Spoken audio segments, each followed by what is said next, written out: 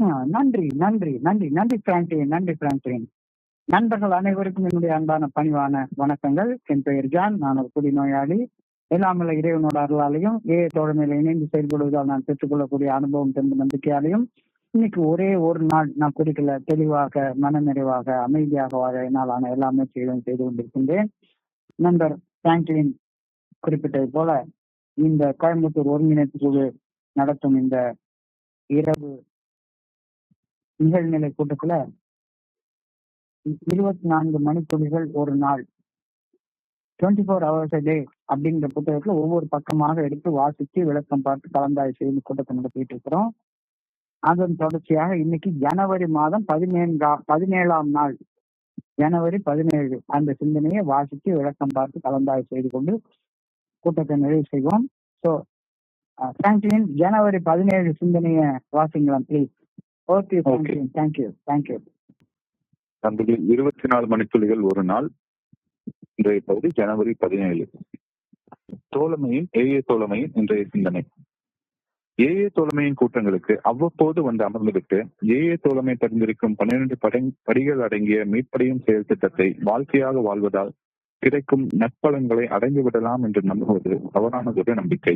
ஆரம்ப காலங்களில் தோழமையின் கூட்டங்களுக்கு வருவது சரியான செயல்தான். இருப்பினும் கூட நாம் எதிர்நோக்கும் நற்பழக்கங்களை தோழமையின் கூட்டங்களுக்கு வந்து செல்லும் செயல் மட்டுமே தராது. தோழமையில் வந்து இணைந்த பின் கூடிய விரைவில் கூட்டங்களுக்கு தொடர்ந்து வருவதுடன் இணைந்து தோழமை பரிந்துரைக்கும் 12 படிகள் அதிக மீட்பையும் செயல் திட்டத்தில் செயல்படவும் ஆரம்பித்தாக வேண்டும். அவ்வாறு செயல்பட்ட அனுபவங்களை பகிர்ந்து கொள்ளவும் ஆரம்பிக்க வேண்டும். அவதிப்படும் சக மனிதர்களுக்கு பணி செய்யும் பணியையும் ஆரம்பிக்க வேண்டும். குடிக்கும் காலத்தில் நம் நேரத்தையும் ஆற்றலையும் விரயமிக்கிறோம். அந்த நேரத்தையும் ஆற்றலையும் மனத்தெளிவுடனான ஒரு புதிய வாழ்க்கையை கட்டியெழுப்ப நான் பயன்படுத்த பழக வேண்டும். மனத்தெளிவுடனான புதிய வாழ்க்கை கட்டியெழுப்ப தேவைப்படும் நேரத்தை செலவிட முயற்சி செய்கிறேனா? இன்றைய தியானம். இறையது பேராட்களின் நல்ல ஒழுங்கான வழிகாட்டுதலின் உதவியுடன் தீய எண்ணங்கள் என்னை தாக்காதவாறு ஒரு பாதுகாப்பு கவசத்தை என்னை சுற்றி உருவாக்கிக் கொள்வேன். இறையது பேராற்றல் மற்றும் என் சக மனிதர்கள் குறித்த என் சுபாவத்தை சீர் செய்து கொள்வதன் மூலம் அந்த பாதுகாப்பு கவசத்தை நேர்த்தியாக வடிவமைப்பேன். கவலை மற்றும் பொறுமையின்மை ஆகியவை நிறைந்த சிந்தனைகள் என் மனதில் நுழையாமல் இருப்பதற்கு அந்த பாதுகாப்பு கவசத்தை பயன்படுத்துவேன். அன்பு மற்றும் நம்பிக்கை ஆகிய ஆன்மீக பண்புகள் என் வாழ்க்கை அச்சுறுத்தும் கவலைகளை கரைக்கும் ஆற்றல் கொண்டவை என்பதை அறிகிறேன். அன்பையும் நம்பிக்கையும் என் பாதுகாப்பு கவசமாக பயன்படுத்துவேன். பிரார்த்தனை. நான் உருவாக்கி வைத்திருக்கும் பாதுகாப்பு கவசத்தை எரிச்சல், கவலை, பொறுமையின்மை ஆகிய எதிர்மறை உணர்வுகளை அடித்தெடுத்து அகற்றி தீய எண்ணங்களை உட்புக விட்டுவிடக் கூடாது என ஆண்டவனை பணிவுடன் வேண்டுகிறேன். எதிர்மறை உணவுகள் என்னில் இருந்து அகற்றப்பட வேண்டும் என இறைவனை பணிவுடன் வேண்டுகிறேன். நன்றி. நன்றி நன்றி நன்றி நன்றி நன்றி பிராங்க்லின். நண்பர்கள் அனைவருக்கும் மீண்டும் ஒருமுறை என்னுடைய அன்பான பணிவான வணக்கங்கள் தெரிவித்துக் கொள்றேன். என் பெயர் ஜான். நான் ஒரு குடிநோயாளி. எல்லாமல்ல இறைவனோட அருளாலையும் தோழமையில இணைந்து செயல்படுவதால் பெற்றுக்கொள்ளக்கூடிய அனுபவம் தெரிந்த நம்பிக்கையாலையும் இன்னைக்கு ஒரே ஒரு நாள் நான் குடிக்காம தெளிவோட மன நிறைவோட வாழ என்னாலான எல்லா முயற்சிகளையும் செய்து கொண்டிருக்கின்றேன். ஔவையார் எழுதின ஆத்தி சூடின்ற புத்தகத்துல அறம் செய்ய விரும்பு ஆறுவது சினம் அப்படின்ற வரிசையில ககர வரிசையில காப்பது விரதம் அப்படின்னு ஒரு வார்த்தையை எழுதிப்பாங்க. காப்பது விரதம். என்ன நானே காப்பாற்றிக் கொள்வதற்கு என் வாழ்க்கையில் இருக்கக்கூடிய தீமையான ஏதோ ஒண்ண ஒரு குறிப்பிட்ட கால அளவுக்கு ஒரு மண்டல அளவுக்கு விட்டு என்ன நானே காப்பாற்றிக் கொள்வது விரதம் அப்படின்னு ஔவையார் சொல்றத நான் படிக்கிறேன். காப்பது விரதம். அந்த விரதத்துக்கு பல வார்த்தைகள் சொல்லுவாங்க. நோன்பு இருக்கிறது, தவம் இருக்கிறது, உபவாசம் இருக்கிறது அப்படின்னு பல பெயர்கள்ல சொல்லுவாங்க. நம்ம ஊர்ல ஒரு நகைச்சுவையாக ஒரு பழமொழி சொல்லுவாங்க, நோகாம நோன்பு கும்பிடுறது அப்படின்னு. எனக்கு நோன்பு இருக்கிறதுனால ஏற்படக்கூடிய பலன்கள் வேணும், ஆனா உடம்பு நோக எதையுமே நான் செய்ய மாட்டேன் அப்படின்ற மனப்பான்மை எனக்குள்ளார இருக்குது. நோகாம நோன்பு கும்பிடுற வேலை. ஃபெல்லோஷிப்ல நான் வந்து இணைந்ததுக்கு அப்புறமா ஒரு நாள் என்னுடைய அலுவலகத்துல என்னுடைய சேர்ல உட்கார்ந்துட்டு இருக்கிறப்ப என்ன அறியாம டயர்ட்ல என் பாட்டுக்கு மயக்கமா தூங்கிட்டேன். மயக்கமாயிட்டேன். நான் எப்பவுமே ஏஐக்கு வந்ததுக்கு அப்புறமா ரொம்ப சுறுசுறுப்பா வேலை செய்யற ஒரு ஆளு. என்னடா இந்த ஆளு ஒரு 2 நிமிஷத்துக்கு ஒரு தடவை டொங்கு டொங்குன்னு மணி அடிச்சுட்டே இருப்பாங்க, இந்த ஆள் இன்னும் மணி அடிக்க காணுமேன்னு என்னுடைய ஆபீஸ் அசிஸ்டன்ட் திறந்து பாக்குறப்ப என்னடா இந்த ஆள் இப்படி படுத்து ஒரு நாள் கிடக்குறாரு அப்படின்னு சொன்ன உடனே என்னை எழுப்பி பார்த்துட்டாங்க. எழுப்பின உடனே ரொம்ப டயர்டா இருக்கிறத பார்த்துட்டு உடனே டக்குன்னு ஒரு டாக்டர்கிட்ட கூட்டிட்டு போனாங்க. அந்த டாக்டர் இம்மிடியேட்டா உடனே பிளட் சுகர் எடுத்து டெஸ்ட் பண்ணி பார்த்தாரு. பிளட் சுகர் பார்த்த உடனேயே 10 நாளே 400+ இருந்துச்சு. 400+ பிளட் சுகர் இருந்த உடனே அவர் என்னடா இது இவ்வளவு பிளட் சுகர் வச்சுட்டு இந்த மனுஷன் எப்படி இருக்கான் அப்படின்னு என்கிட்ட ஃபர்ஸ்ட் ஒரு உண்மையை சொன்னாரு. நீங்க ஒரு டயபெட்டிக், நீங்க ஒரு சர்க்கரை நோயாளி, நீரிழிவு நோய் உங்களுக்கு இருக்கு அப்படின்னு பல்வேறு சோதனைகள் செய்து பார்த்து என்னை சர்க்கரை நோயாளி அப்படின்னு உறுதி செய்து கொண்டு எனக்கு ஹைப்பர் டென்ஷன் இருக்கு, இதய நோய் இருக்கு, கொலஸ்ட்ரால் இருக்கு, இது எல்லாத்தையும் கண்டுபிடிச்சு எனக்கு என்னென்ன மருந்து சாப்பிடணும், என்னுடைய டயட்டை எப்படி சீர்படுத்திக்கணும், நான் என்னென்ன எக்ஸசைஸ் செய்யணும் அப்படின்னு எனக்கு ஒரு பெரிய லிஸ்டே போட்டு கொடுத்துட்டாரு. கொஞ்ச நாள் டாக்டர் சொன்னபடி நான் வாழ்ந்தேன். எல்லாம் நல்லா ஆனது போல ஆயிடுச்சு. நோயின் அறிகுறிகள் அந்த சிம்டம் வெளியே தெரியல, நின்று போச்சு. உடனே நான் குணமடைஞ்சிட்டேன் அப்படின்னு நினைச்சு மறுபடியும் பழைய கூட்டி கதவை திரடின்னு கொஞ்சம் கொஞ்சமா என்னுடைய பழைய வாழ்க்கை முறைக்கு நான் திரும்பிட்டேன். எனக்கு எப்படி சௌகரியப்பட்டதோ அதே மாதிரி வாழ நான் ஆரம்பிச்சிட்டேன். டாக்டர் சொன்னதை கண்டுக்கவே இல்லை. டாக்டர் சொன்னபடி அப்புறம் உடற்பயிற்சி செய்யறது கிடையாது, டாக்டர் சொன்னபடி டயட் எடுத்துக்கிறது கிடையாது, அவர் சொன்ன மருந்து மாத்திரை எல்லாம் 2 நாள் சாப்பிடுவேன், 3 நாள் சாப்பிட மாட்டேன், விட்டுருவேன். எனக்கு தான் நோயின் அறிகுறி இல்லையே, நான் குணமாயிட்டேனே அப்படின்னு எனக்குள்ளாரே நான் நினைச்சுக்கிட்டு கனாவட்டா தெரிய ஆரம்பிச்சிட்டேன். கொஞ்ச நாள் கழிச்சு ஒரு 2-3 வருஷம் கழிச்சு ஒரு நாள் என் காலில் ஒரு சின்ன புண்ணு வந்துச்சு. எவ்வளவோ மருந்து போட்டேன், ஆறவே இல்லை. அந்த புண்ணால எனக்கு காய்ச்சலும் போக மாட்டேங்குது. ரொம்ப அசௌகரியமான ஒரு ஃபீல் இருந்துச்சு. ஒரு கிட்டத்தட்ட இப்ப 5-6 நாளா புண்ணு ஆறவே மாட்டேங்குது, காய்ச்சலும் போகவே மாட்டேங்குது, என்ன மருந்து போட்டாலும் போக மாட்டேங்குது. உடனே மறுபடியும் டாக்டர்கிட்ட ஓடினோடனே அவரு செஞ்ச வேலை மறுபடியும் பிளட் சுகர் எடுத்து டெஸ்ட் பண்ணாரு. மறுபடியும் அதே 400+ இருக்கு. பிளட் சுகர் 400+ இருக்கு. உடனே டாக்டருக்கு எரிச்சலும் கோபம் வந்துச்சு. அவர் எனக்கு தெரிஞ்ச டாக்டர் தான். அவர் என்கிட்ட சொன்ன வார்த்தை, நான் சொன்னபடி செய்யலைன்னா எதுக்கு என்கிட்ட வர்றீங்க? என்கிட்ட வந்து போற செயல் உங்களை குணப்படுத்தாது. நான் சொன்னதை செய்யறதுதான் உங்க பிளட் சுகரை கட்டுப்பாட்டுக்குள்ளார கொண்டு வரும், உங்களுடைய பிளட் பிரஷரை கட்டுப்பாட்டுக்குள்ளார கொண்டு வரும். உங்க பிளட் சுகரையும் உங்க பிளட் பிரஷரையும் கட்டுப்பாட்டுக்குள்ளார கொண்டு வரலன்னா இந்த புண்ணு வந்துட்டு இந்த புண்ணு ஆறவே ஆறாது. இந்த புண்ணு ஆறலைன்னா உங்க காலை ஆம்பியூட் பண்ணி எடுக்க வேண்டிய கட்டாயம் எனக்கு ஏற்படும். இது தேவையா அப்படின்னு சொல்லி எனக்கு கேட்டாரு.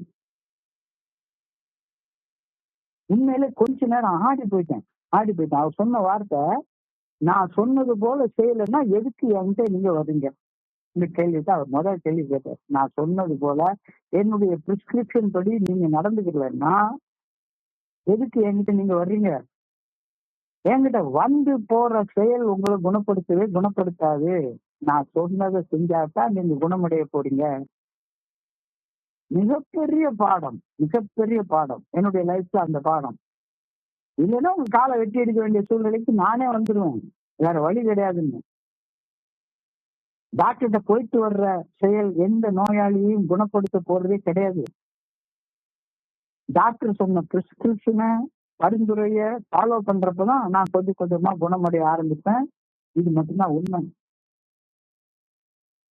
டாக்டர்கிட்ட போயிட்டு வர்ற செயல் எந்த நோயாளியும் குணப்படுத்தாது. டாக்டர் சொன்னது செய்யறப்பதான் நலமடைதல், குணமடைதல், மீட்படைதல் எல்லாம் ஆரம்பிக்கும். நாம ஏஏ தோழமைக்கு வர்றப்ப ஒரு சில வார்த்தை சொல்லுவாங்க. இந்த ஏஏ தோழமை ஒரு வித்தியாசமான மருத்துவமனை, ஒரு ஆஸ்பத்திரி.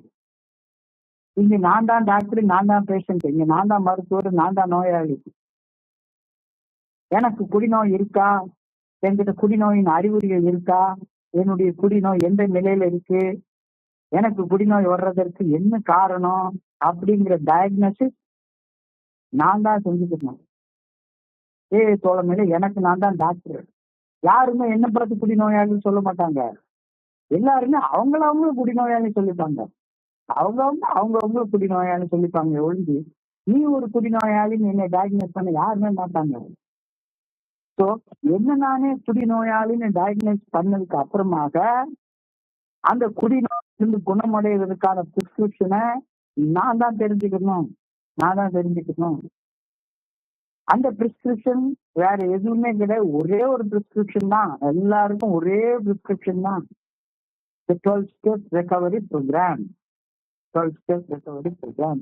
12 படிகள் அடங்கிய மீட்படையும் செயல் திட்டம்.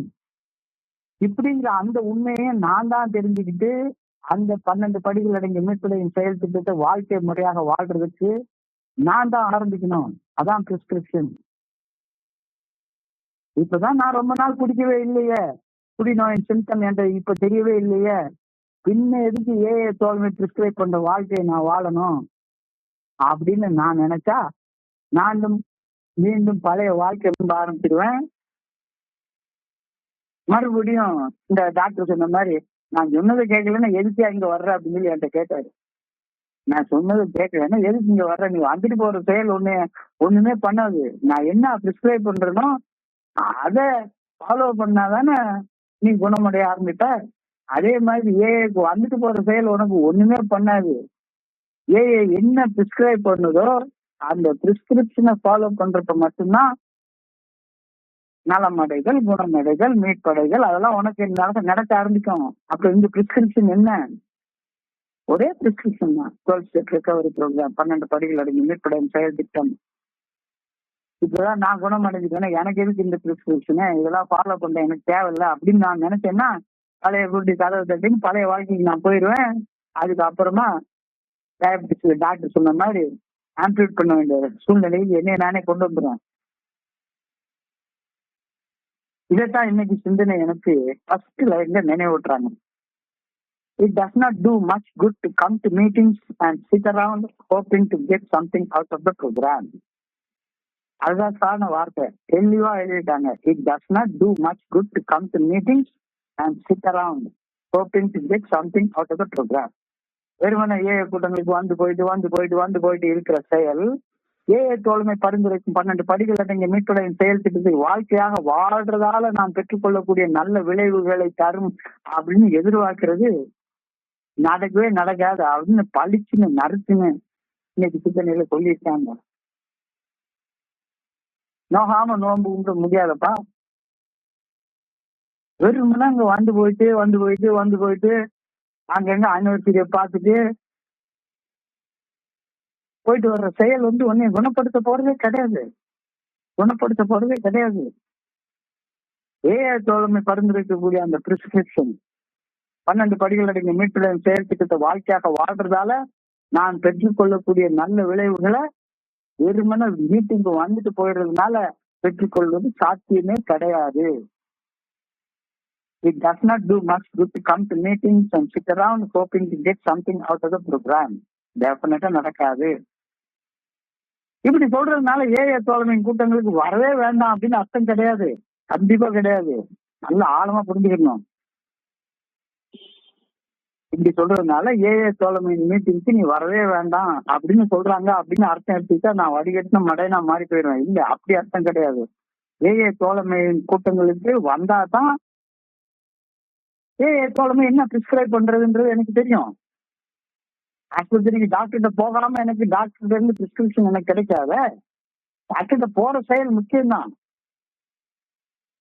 ஸோ ஏஏ தோழமை பரிந்துரைக்கும் 12 படிகள் அடங்கிய மீட்படையும் செயல் திட்டத்தை வாழ்க்கையாக வாழ்ற அந்த மக்கள், அது அனுபவம் தந்த நம்பிக்கை எனக்கு கிடைக்கக்கூடிய இடம் ஏஏ மீட்டிங் தான். ஸோ அதுக்காக நான் வரணும், அங்க கண்டிப்பா வரணும். வரலன்னா அந்த அனுபவம் தந்த நம்பிக்கை எனக்கு கிடைக்கவே கிடைக்காது.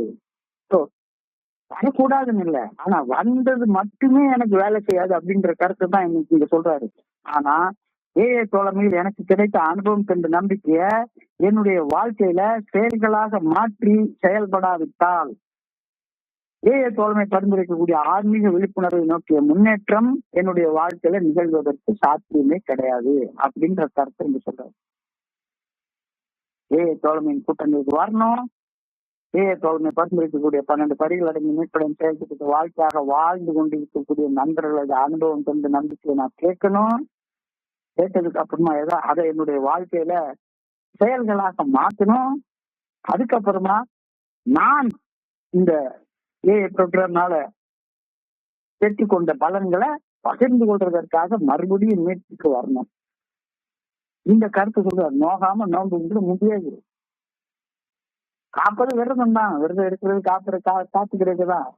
ஆனா அதுக்காக நான் என்ன செய்யணுமோ பிரிஸ்கிரைப் பண்ணதை நான் செஞ்சுதானே ஆகணும். எனக்கு ஏஏ தோழமையில கிடைத்த அனுபவம் என்ற நம்பிக்கையை என்னுடைய வாழ்க்கையில செயல்களாக மாற்றிக் கொள்ளாவிட்டால் ஏஏ தோழமை பரிந்துரைக்கக்கூடிய அந்த ஆன்மீக விழிப்புணர்வை நோக்கிய முன்னேற்றம் என் வாழ்க்கையில நிகழ்றதற்கு வாய்ப்பே கிடையாது. நிச்சயமாக பிறந்த குழந்தைக்கு தாய்ப்பால் மட்டும்தான் உணவு. பிறந்த குழந்தைக்கு போய் நெஞ்செலும்பு சூப்பு கொடுத்தோம்னா செத்து போயிடும், பாதாம் பாலை கொடுத்தா செத்து போயிடும். பிறந்த குழந்தைக்கு தாய்ப்பால் மட்டும்தான் உணவு. வேறு உணவுகளை கொடுத்தால் பிறந்த குழந்தை இறந்து செத்து போயிடும். அது போல ஏஏ தோழமையில புதிதாக பிறந்த ஒரு குழந்தையாக நான் இருந்தபோது ஏஏ தோழமையின் தாய்ப்பால் ஊட்டம் எனக்கு மிக மிக அவசியமாக தேவைப்பட்டது. உண்மைதான், இல்லைன்னு மறுக்கவே இல்லை. Coming very regularly to AA meeting in the early stages is very, very, very, very right. அது ரைட் திங், டவுட்டே இல்லை. நான் ஆரம்ப நாட்கள்ல ஏஏ தோழமையின் கூட்டங்களுக்கு தொடர்ந்து வராமல் இருந்திருந்தால் ஏஏ தோழமை கொடுத்திருக்கக்கூடிய அந்த தாய்ப்பால் ஊட்டம் எனக்கு நிச்சயம் கிடைச்சிருக்காது. உண்மை, அப்பட்டமான உண்மை. ஆனால் தாய்ப்பால் ஊட்டம் பெறுவதை ஒரு காலகட்டத்திற்கு மேல நான் நிறுத்திதானே ஆகணும். அதுவும் உண்மைதானே. எவ்வளவு நாளைக்கு அந்த ஒரு ஊட்டத்துல மட்டுமே வாழ்க்கையில வாழ்ந்து கொண்டிருக்க முடியும்? அதைத்தான் இன்னைக்கு எழுதுறாரு. sooner or later I have to get into action. இது 2வது வரி, இன்னைக்கு சிந்தனையில 2வது வரி. sooner or later I have to get into action. தாய்ப்பால் ஊட்டத்தை நிறுத்திவிட்டு எனக்கு தேவைப்படும் வேறு ஊட்டங்களையும் நான் பெற்றுக்கொள்ள ஆரம்பித்தாக வேண்டும். இது தவிர்க்க முடியாதது அல்லவா? sooner or later I have to stop mother's feeding. I have to get into action. So ஏல ஒரு வார்த்தை சொல்லுவாங்க, action is magic word. Action is magic word. செயல் ஒன்றே மந்திர சொல் அப்படின்னு ஏஏ தோழமையில சொல்றாங்க. பில்டர் சொல்றாரு, action, more action, more and more action. இதுதான் என்கிட்ட எதிர்பார்க்கப்படுகின்றது. செயல் செயல் செயல், எப்பவுமே செயல். கூட்டங்களை கேட்க மட்டும் நிறுத்த நான் எதிர்பார்க்கப்படவில்லை, செயல் செய்வதற்கு எதிர்பார்க்கப்படுகின்றேன். செயலாற்றும் உந்து சக்தியாக ஏஏ தோழமையின் கூட்டங்கள் இருக்க வேண்டுமே தவிர செயலின்றி தேங்கி நிற்கும் இடமாக ஏஏ தோழமையின் கூட்டங்களை நான் மாற்றி அமைத்துக் கொள்ள கூடவே கூடாது. ஒரு சினிமாவுக்கு போய் பொழுதுபோக்குறதுக்காக படம் பார்க்கறது மாதிரி ஏஏ தோழமையின் கூட்டங்களை நான் பார்க்க கூடாது. இந்த சினிமா நல்ல சினிமா, இந்த நகைச்சுவை காட்சிகள் நிறைய இருக்கு, இந்த கூட்டத்துக்கு போனா இந்த நண்பர் வருவாரு, கல கல கல கலன்னு ஜோக்காரா பேசிட்டே இருப்பாரு, அதுக்காக அந்த கூட்டத்துக்கு போறேன். இந்த கூட்டத்துக்கு போனா ஒருத்தர் அழுதுகிட்டே இருப்பாரு, பாசமலர் படம் போல, சிவாஜி படம் போல போர் அடிக்கும். பொழுதுபோக்குறதுக்காக நான் ஏஏக்கு வரல. செயலாற்றும் உந்து சக்தியாக ஏஏ தோழமையின் கூட்டங்கள் இருக்க வேண்டுமே தவிர செயலின்றி தேங்கி நிற்கும் இடமாக ஏஏ தோழமையின் கூட்டங்களை நான் மாற்றி அமைத்துக் கொள்வது என்னுடைய கல்றக்குடியை நானே வெட்டிக்கிறது சமானமாகும். இல்ல, இந்த செயலாற்றுவதற்காக வந்திருக்கிறான். சரி, இப்ப மிகப்பெரிய கேள்வி ஒண்ணு எழுது, செயல்னா என்னப்பா? செயல்னா என்ன? செயல்னு ஏஏ தோழமை எதை சொல்லுது?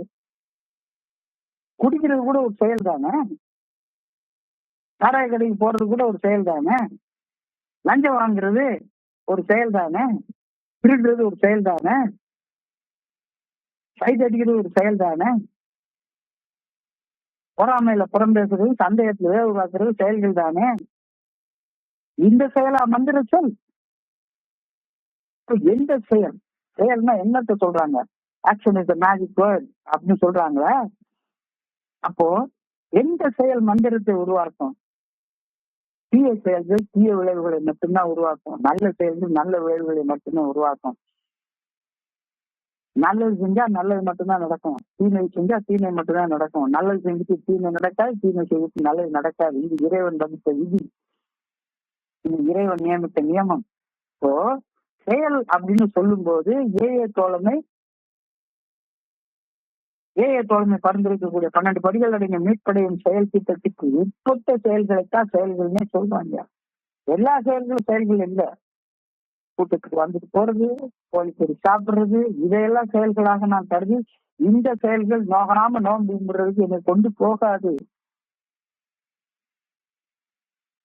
இந்த மாதிரி ஏஏ தோழமை பரிந்துரைக்கக்கூடிய 12 படிகள் அடங்கிய மீட்படையும் செயல் திட்டத்துக்கு அப்பாற்பட்ட செயல்கள்னு ஏஏ தோழமை சொல்லவே இல்லை. நிச்சயமா யோசிச்சு பாருங்க, குடிக்கிறது கூட செயல் தானே. அந்த செயலா மந்திர சொல்? காசு கொடுத்து எவட்டையா போறது கூட ஒரு செயல் தானே. அந்த செயலா மந்திர சொல்? இல்ல இல்ல இல்ல இல்ல இல்லவே இல்லை.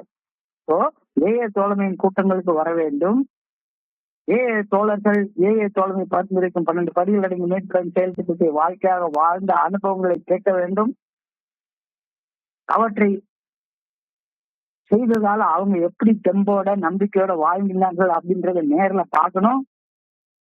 என் வாழ்க்கையில அவர்களை போல வாழணும். வாழ்ந்து விட்டு மறுபடியும் ஏஏ தோழமையின் கூட்டங்களுக்கு வர வேண்டும்.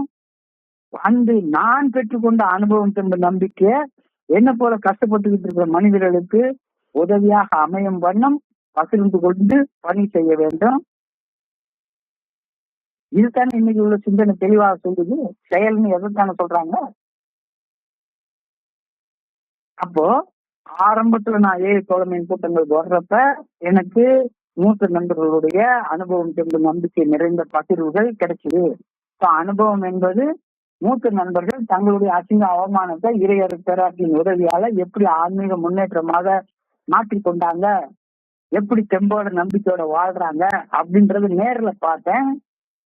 அவங்களுக்கு இருக்குது, எனக்கும் வேணும்ன்ற ஒரு ஆசை எனக்குள்ளார வந்துச்சு. நானும் ஏஏ தோழமை பரிந்துரைக்கக்கூடிய அந்த செயல் திட்டத்தை வாழ்க்கையாக வாழ ஆரம்பிச்சேன். எனக்கும் நல்ல அனுபவங்கள் கிடைக்க ஆரம்பிச்சுது. வாழ்க்கையில தெம்பு கிடைச்சது, நம்பிக்கை கிடைச்சது. இப்ப நான் வர்றது என்னுடைய அனுபவத்துக்கு நம்பிக்கைய கஷ்டப்படுற மனிதர்களை பகிர்ந்து கொள்றதுக்காக நான் வர்றேன். இதைத்தான் இன்னைக்கு சிந்தனையில சொல்லுது. sooner or later we have to get into action by coming to meeting regularly, by giving personal witness of our own experience with alcohol and by trying to help other alcoholics. தெளிவா சொல்லிட்டாங்க. sooner or later எப்போ அடுத்து நீ செய்ய வேண்டிய செயல் இதுதான்ப்பா. You have to get into action by coming to meetings regularly, by giving personal witness of our own experience with alcohol and by trying to help other alcoholics. So, AA தோழமையின் கூட்டங்களுக்கு தொடர்ந்து வா. வந்து வாழ்வாங்கு வாழும் முறைமையை தெரிந்து கொண்டு வாழ்வாங்கு வாழ பழகிக்கோ. வாழ்வாங்கு வாழ்ந்த அனுபவம் நம்பிக்கை கஷ்டப்படும் நண்பர்களுடன் பகிர்ந்து கொள்ள மீண்டும் மீண்டும் மீண்டும் மீண்டும் ஏஏ தோழமையின் கூட்டங்களுக்கு வா. இதுதான் செயல். இந்த செயல்தான் மந்திர விளைவுகளை உருவாக்கும். கிறிஸ்டியரா சொல்லிட்டாங்க. இதுல டவுட் படுறதுக்கு ஒண்ணுமே கிடையாது, சந்தேகத்துக்கு எதுவுமே கிடையாது. பர்சனல் விட்னஸ் அப்படின்ற வார்த்தை இன்னைக்கு personal witness to program. Personal witness of our own experiences. Witnessனா என்ன? சாட்சி. இறைவன் என் வாழ்வில் அற்புதங்களை நிகழ்த்தினார். அந்த அற்புத அனுபவங்களுக்கு சாட்சியாக வாழ்வதுவே சாட்சிய வாழ்வு. நான் ஒரு கேடுகிட்ட குடிகாரனாக இருந்தேன். ஆண்டவன் என்னுடைய வாழ்க்கையில அற்புதங்களை நிகழ்த்தினார். அந்த அற்புதங்களுக்கு நான் தான் சாட்சி. I am a witness to the miracles God has performed in my life. So சாட்சிய வாழ்வு. சான்றோர் அப்படின்னு சொல்றாங்க. அந்த சான்றோர் என்ற சொல்லுக்கு என்ன அர்த்தம்? சாட்சிய வாழ்வு வாழ்பவர்கள் சான்றோர் அப்படின்னு சொல்லுவாங்க. Those who live a life of witness to God's power are சான்றோர். சாட்சிய வாழ்வு வாழ்பவர்கள் சான்றோர்கள். அசிங்கம், அவமானம், வலி, வேதனை, துன்பம், துயரம் நிறைந்த வாழ்க்கை. அந்த வாழ்க்கையை வாழ்வதற்கு சாட்சியம் கூட நான் தோல்மைக்கு வரல. எஸ், அதெல்லாம் வாழ்ந்தேன். அசிங்கப்பட்டு வாழ்ந்தேன், அவமானப்பட்டு வாழ்ந்தேன். என்னுடைய வாழ்க்கையில துன்பம் துயரம் நிறைஞ்சிருந்தது, வலி வேதனை நிறைஞ்சிருந்தது, பிரச்சனை சிக்கல் இருந்தது. அதையெல்லாம் சாட்சியமா சொல்றதுக்கு நான் இங்க வரல. என்னுடைய அசிங்கங்களை, என்னுடைய அவமானங்களை, என்னுடைய வலி வேதனை துன்ப துயரங்களை ஆண்டவனுடைய நல்ல ஒழுங்கான வழிகாட்டுதலின் உதவியால, அதாவது மனசாட்சி நல்ல ஒழுங்கான வழிகாட்டுதலுக்கு பணிந்து செயல்பட்டதால ஆன்மீக முன்னேற்றமாக மாற்றி அமைத்து கொண்டதுதான் அனுபவம். அது சாட்சி சொல்றதுதான் நான் இங்க வந்திருக்கேன். அசிங்கத்தை சாட்சி சொல்றதுக்கு நான் இங்க வரல. என்னுடைய அசிங்கத்தை ஆன்மீக முன்னேற்றமாக எப்படி மாற்றி அமைச்சு கொண்டேன் அப்படின்றது சாட்சி சொல்ல நான் இங்க வந்திருக்கேன். இந்த அனுபவ சாட்சியத்தை தான் அப்படி சொல்றப்பதான் சான்றோனாக நான் மாறிக்கொண்டே வருவேன் அப்படின்றது புரியுது. இன்னுமா அவமானத்தை வாழ்ந்து கொண்டிருக்கிறேன் அப்படின்னா அவமானத்தை பகிர்வது சாட்சிய வாழ்வு ஆகுமா? மிகப்பெரிய கேள்வி. இப்ப சாட்சியாக சான்றோனாக ஒரு புதிய வாழ்வை கட்டி எழுப்பி குடிப்பதற்கு நேரத்தை செலவிடாம நல்ல வாழ்க்கை வாழ்றதுக்கு நேரத்தை செலவிடுறேன். ஒரு காலத்துல குடிக்கிறதுக்கு மட்டும்தான் என்னுடைய நேரத்தை செலவிட்டுக்கிட்டே இருந்தேன். அசிங்க அவமானத்தை சந்திக்கிறதுக்கு மட்டும்தான் என்னுடைய நேரம் போயிட்டே இருந்துச்சு. இன்னைக்கு அதே நேரத்துல அதே ஆற்றல ஒரு புதிய வாழ்க்கையை கட்டி எழுப்புறதுக்காக செலவிடுறியா? Building a new life takes all efforts, takes all energy. We were using that effort and energy for drinking in our drinking days. Now use that energy, use that effort to build a new life. ரொம்ப ஆழமான சிந்தனை. குடிச்சிட்டு இந்த காலகட்டத்துல என்னுடைய சக்தி, என்னுடைய பணம், காசு, பொருள், என்னுடைய காலம், நேரம் எல்லாமே குடிக்கிறதுக்கு மட்டும்தான் செலவிட்டு இருந்தோம். வாழ்க்கை கீழே போயிட்டே இருந்துச்சு. இப்போ அதே பொருளை, அதே ஆற்றலை ஒரு புதிய வாழ்க்கையை கட்டி மேல நோக்கி போற பயணத்துக்கு நான் செலவிடுறேன்னா, am I spending at least as much time and effort on the new life that I am trying to build in AA? இதான் கேள்வி. இன்னைக்கு புது வாழ்க்கையை கட்டி எழுப்பதற்கு இன்னைக்கு நேரத்தையும் ஆற்றலையும் செலவிடுறேன்னா, அல்லது இன்னைக்கும் பொழுது போக்குறதுக்காக என்னுடைய நேரத்தை ஆற்றலையே செலவிட்டு இருக்கேன்னா, சும்மா பொழுது போல ஒரு மீட்டிங்ல போய் உட்காந்துட்டு வருவோம், பொழுது போல ஒரு டீ சாப்பிட்டு வருவோம், பொழுது போல அப்படியே கொஞ்சம் நெல்லையப்பர் கோயிலுக்கு போய் ஒரு சுத்தி ஒரு சைட் அடிச்சுட்டு வருவோம், பொழுது போல அப்படியே போய் கொஞ்ச நேரம் உட்கார்ந்து மீட்டிங்ல யாராச்சும் என்னத்தையாச்சும் பேசுவாங்க கேட்டு வருவோம். அப்படின்னு என்னுடைய முயற்சியையும் என்னுடைய ஆற்றலையும் இப்பவும் செலவிட்டு இருக்கிறேன்னா, உண்மையை உனக்கு நீயே சொல்லிக்கோ, அடுத்தவங்களுக்கு எல்லாம் சொல்ல வேண்டாம். உனக்கு நீயே இப்போ யோசிச்சு பார்த்துக்கோ. இப்ப நான் எதுக்காக இந்த மீட்டிங் வந்திருக்கேன்? ஒரு புதிய வாழ்க்கையை கட்டி எழுப்புறதுக்காக என்னுடைய நேரத்தையும் ஆற்றலையும் செலவிடுறதுக்கு வந்திருக்கேன்னா, இல்ல பொழுதுபோக்குறதுக்கு வந்திருக்கேன்னா? மறுபடியும் என்னுடைய ஆற்றலும் நேரமும் எதற்கு செலவிடப்படுகின்றது?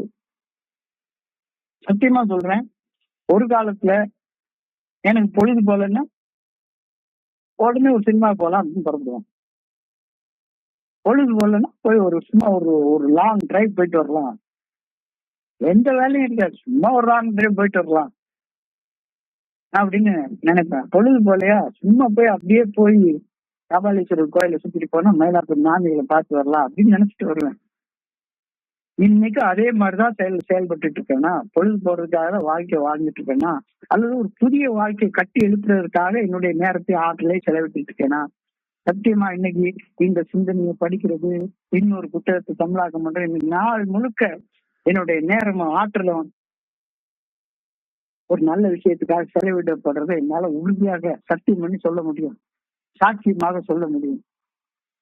ஒவ்வொருத்தரும் உண்மையை உங்களுக்கு நீங்களே சொல்லிக் கொடுங்க. நீங்க நாள் எப்படி போச்சுது?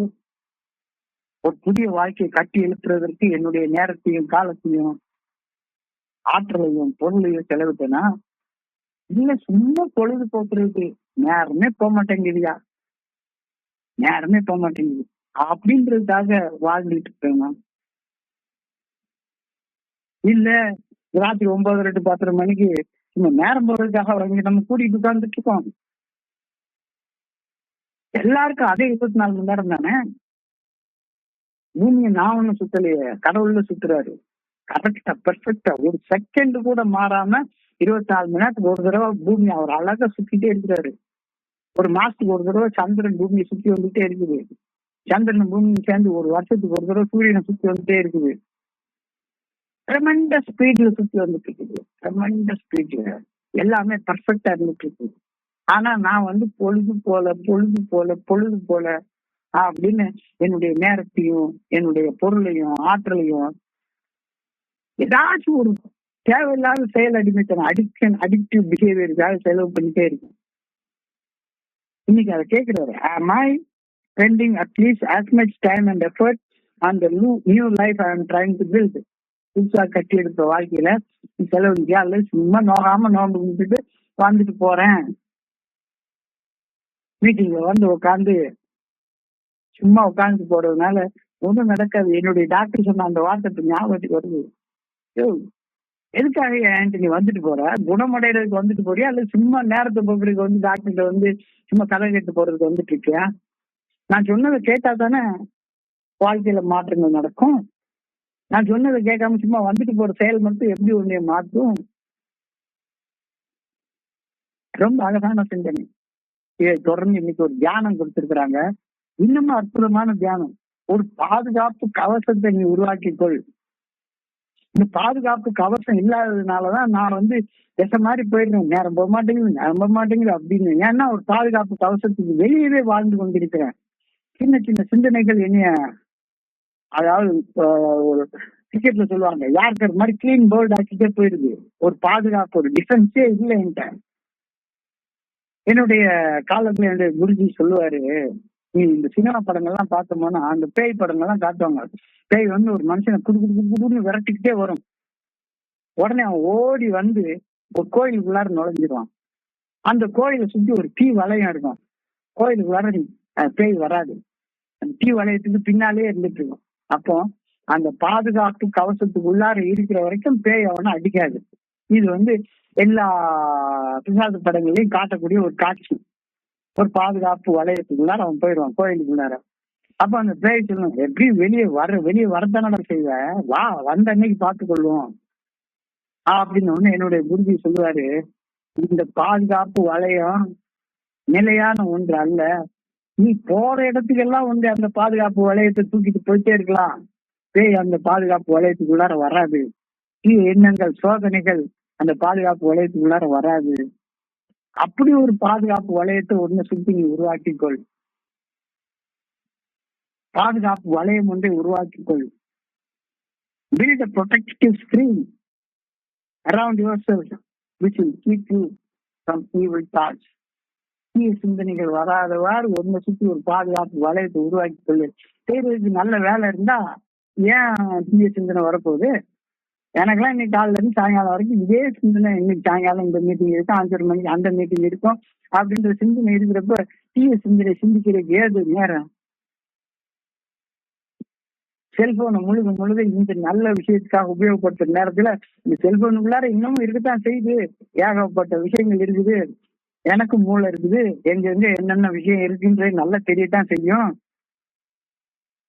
So build a protective screen around yourself which will keep you out of evil thoughts. Fashion it out. அதை வடிவமைத்துக்கொள். ஒரு பாதுகாப்பு வளையத்தை வடிவமைத்துக்கொள். எங்க போனாலும் அந்த பாதுகாப்பு வளையத்தை உன்னோட எடுத்துட்டே போ. அந்த வளையத்தில் இருந்து கொண்டே செயல்படு. வளையத்துக்கு வெளியே வராத. சாக்கு வெளியே வெயிட் பண்ணிட்டு இருக்கு, அடிச்சிடும் ஒரே அடி. அந்த பாதுகாப்பு வளையத்துக்குள்ளாரே செயல்படு. நான் என்ன செய்யறேன், அந்த பாதுகாப்பு வளையம் பெர்மனண்டா ஒரு இடத்துல தான் இருக்கும். நான் கொஞ்சம் வெளியே வந்தேன்னாதான் இது இல்ல, நீ எங்கெங்க போறியோ அங்கங்க எல்லாம் அந்த பாதுகாப்பு வளையத்தை எடுத்துட்டு போக முடியும். அந்த பாதுகாப்பு வளையத்துக்கு உள்ளார இருந்து செயல்படு. இறைவன், மனிதர்கள், சூழ்நிலைகள் குறித்த உன்னுடைய மனப்பான்மையை, உன்னுடைய உழைப்பாங்க மாற்றிக்கொள். எதிர்மறை எண்ணங்கள் உட்புக விடாமல் அந்த பாதுகாப்பு கவசத்தை எப்பொழுதுமே தனக்குள்ளார வச்சுக்கோ. எங்க போனாலும் சொல்றான், எங்க போனாலும் சொல்றான். அந்த கவசத்தையும் மீறி சில நேரங்கள்ல வெளியே வந்து ஒரு அடி அடிச்சிருச்சு அப்படின்னா உடனே மறுபடியும் உள்ள வந்துடும். பாதுகாப்பு கவசத்துக்கு வெளியே போகவே போகாத. ஏங்கிறது வந்து மீட்டிங்ல மட்டும் இல்ல. எல்லாரும் சொல்லுவாங்க 7:30 to 8:30 மட்டும், 7 to 8:30 தான் ஏ. யார் சொன்னது? 24 மணி நேரமும் ஏல தான் நீ இருக்க. தோழமை பகிர்ந்திருக்கக்கூடிய 12 படிகள் கிடைக்கும் மீட்படையும் செயல்பட்டு எங்க போனாலும் நீ எடுத்துட்டு போகலாம். எங்க போனாலும் எடுத்துட்டு போகலாம். அந்த பாதுகாப்பு கவசத்துக்கு உள்ளாரியே வாழ பழைக்கும். கவலை நிறைந்த எண்ணங்கள் உள்ள வரும்போது அன்பு, நம்பிக்கை, என்னை அன்போடு நேசிக்கக்கூடிய எத்தனை மக்கள் இருக்காங்க. எனக்கு எதுக்கு கவலை? அன்பு நம்பிக்கையை கொண்டு கவலையை அடித்து நொறுக்கு அப்படின்ற வார்த்தை எனக்கு எழுதிக்கிறது. அன்பு நம்பிக்கையை கொண்டு உன்னுடைய வாழ்க்கையில உருவாகக்கூடிய கவலைகளை அடித்து நொறுக்கு. கவலையா இருக்குங்கன்னு மூஞ்சிட்டு வச்சுட்டு ஏன் உட்கார்ந்து இருக்க? ரோட்ல போற ஒரு மனுஷனை அன்போட பாரு. உன்னுடைய கவலை எல்லாம் தூர போயிடும். நம்பிக்கையோட வாழ்க்கையை பாரு, கவலை எல்லாம் போயிடும். கவலை இருக்குன்னா அன்பு நம்பிக்கை இல்லாததாலதானே அந்த கவலை வருது. ஸோ அன்பு நம்பிக்கை அந்த பாதுகாப்பு கவசம் எப்பவுமே வச்சுக்கோ. எப்பொழுதும் பாதுகாப்பு வளையத்துக்கு உள்ளாரே இரு. சொல்லிட்டு இன்னைக்கு பிரேயர் சொல்லிட்டாங்க. பயம், பொறுமையின்மை, கவலை ஆகிய எதிர்மறை உணர்வுகள் நான் உருவாக்கி வைத்திருக்கும் பாதுகாப்பு கவசத்தை அழித்து விடக் கூடாதுன்னு வேண்டுகின்றேன். நான் ரொம்ப கஷ்டப்பட்டு ஒரு பாதுகாப்பு கவசத்தை உருவாக்கி வச்சிருக்கேன். இந்த 12 படிகள் வீட்டை செயல்பட்ட வாழ்க்கையாக வாழ்ந்து சில குறைபாடுகளை என் வாழ்க்கையில இருந்து நீக்கி வாழ்ந்து கொண்டிருக்கிறேன். இதையெல்லாம் எது போக்கும்? ஐயோ நாளைக்கு இன்னமும் ஆயிடுமோன்ற பயம், நான் எதிர்பார்க்கறது இன்னும் நடக்கலையா அப்படின்ற பொறுமையின்மை, கவலை, இது எல்லாமே நான் உருவாக்கி வச்சிருக்கிற பாதுகாப்பு கவசத்தை அழிச்சிடாம பார்த்துக்கோ. நன்மையை நாட்டுக, தீமையை ஓட்டுக, நின்னையும் சரணடைந்தேன். பாரதியாருடைய அழகான பாட்டு. நின்னை சரணடைந்தேன் கண்ணம்மா, நின்னை சரணடைந்தேன். பொன்னை உயர்வை புகழை விரும்பிடும் என்னை கவலைகள் சின்ன தராதென்று நின்னை சரணடைந்தேன். தன் செயல் எண்ணி தவிப்பது தீர்ந்தெங்கி நின் செயல் எண்ணி நிறைவு பெறும் வண்ணம் என்னை சரணடைந்தேன். அப்படி பாதுகாப்பு கவசத்துக்கு உள்ளார வாழ்றப்ப துன்பம் இல்லை, சோர்வில்லை, தோற்றில்லை. நல்லது தீயது நாம் அறியோம். அன்பு நெறியில் அறங்கள் வளர்த்திட, நல்லவை நாட்டுக, தீயவை ஓட்டுக. எனக்குள்ளார இந்த பயம் வேண்டாம், கவலை வேண்டாம். இது எல்லாம் நான் உருவாக்கி வச்சுக்கிற பாதுகாப்பு கவசத்தை சாவடிச்சிடும், உடச்சு தூர போகிறோம். வேண்டாம். எவ்வளவு அழகான சிந்தனை கொடுத்துட்டாங்கன்னு நான் பாக்குறேன். நோக்காம நோம்பு கும்பிட முடியவே முடியாது. விரதம் இருக்கிறது என்ன நானே காப்பாற்றி கொள்றதற்கு நான் செய்யக்கூடிய செயல்கள் கவனமா இருக்கணும். இல்ல செயல்கள் என்றாலே 12 படிகள் அடைஞ்ச மீட்பின் செயல்திட்டத்துக்கு உட்பட்ட செயல்கள் தான். நான் தான் செயலாற்றுறேன்னு ஒரு நண்பர் வந்து என்கிட்ட சொன்னாரு, சார் எங்க ஊர் மீட்டிங்கு போனா கொஞ்சோண்டு பலன் கிடைக்கும், மெட்ராஸ்க்கு வந்து மீட்டிங் வந்தா கூட கொஞ்சம் பலன் கிடைக்கும், கோவாவுக்கு போய் மீட்டிங் போனா அதிகமான பலன்கள், தாய்லாந்துக்கு போய் மசாஜ் பண்ணிக்கிட்டே மீட்டிங் பார்த்தா இன்னும் சூப்பரான பலன்கள், இன்னும் அமெரிக்காவுக்கு கன்வென்ஷனுக்கு போய் மீட்டிங் கலந்து கொண்டா பயங்கரமான பலன்கள். என்னுடைய குருஜி கேட்பாரு, உன் வீட்டு வாசல்ல ஒரு பிள்ளையார் கோயில் இருக்கு, அந்த பிள்ளையாருக்கு கொஞ்சம் சக்தி. ஒரு 5 கிலோமீட்டர் தள்ளி நெல்லையப்பர் கோயில் இருக்கு, நெல்லையப்பருக்கு அதோட கூட சக்தியா? கடவுள் சக்தி ஒண்ணுதான், அது உனக்குள்ளார இருக்கப்பா, உனக்குள்ளார இருக்கு. உன்னை பாதுகாக்கக்கூடிய கவசமாக இருக்குது. அதை விட்டு மீறித்தானே நீ எல்லா கழுதையும் பண்ணி தலையிற. நோகாம நோன்பு முடிக்க முடியாது.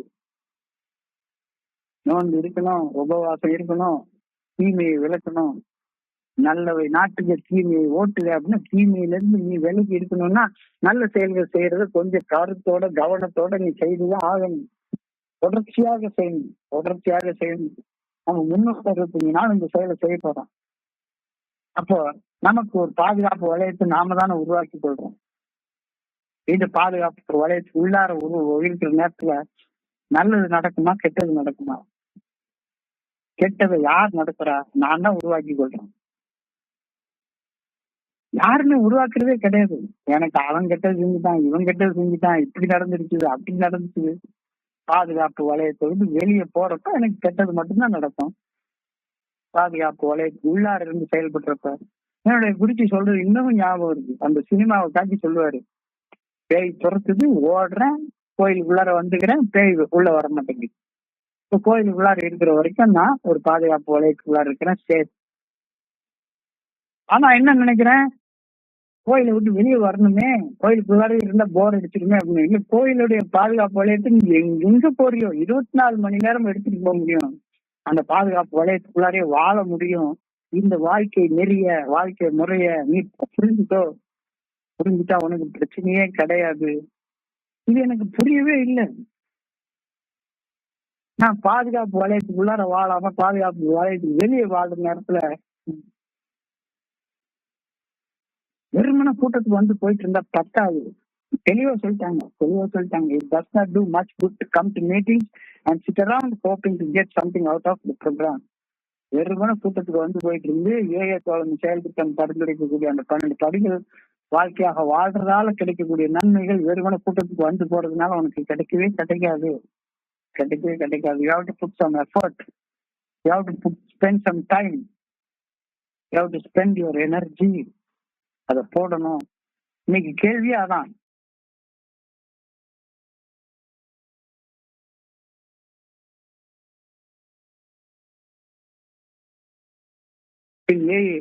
ஒரு புதிய வாழ்க்கையை கட்டி எழுப்ப இன்று என்னுடைய நேரத்தையும் ஆற்றலையும் செலவிடுகின்றேனா, அல்லது இன்னமும் பொழுதுபோக்குறதுக்காக மட்டும்தான் வாழ்ந்துகிட்டு இருக்கேனா? பொழுது போகணும். என்னையா பொழுது போகணும்?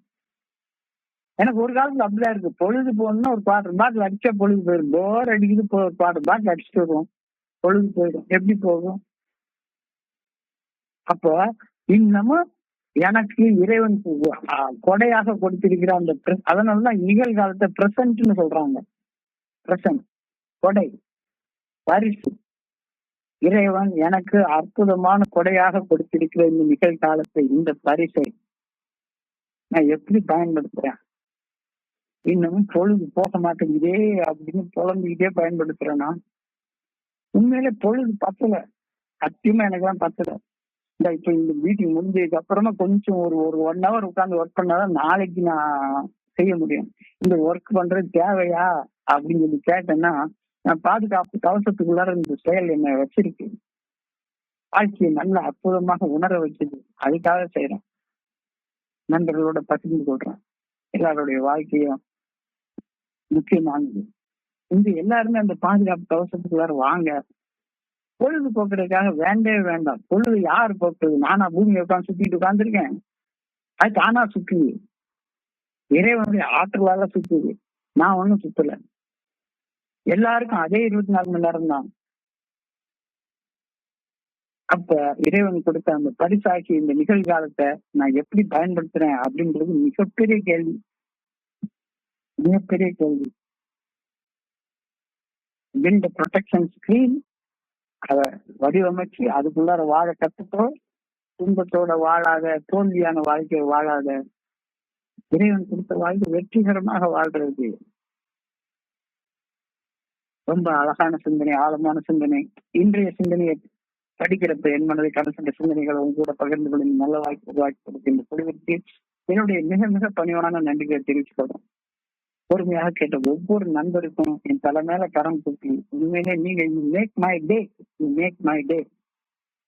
எவ்வளவு அழகாக அர்த்தமுள்ள வாழ்க்கை வாழ்றதுக்கு நீங்க எல்லாம் எனக்கு உதவுறீங்க அப்படின்னா உங்களுக்கு நான் சொல்லக்கூடியது நன்றி மட்டும்தான். நன்றி.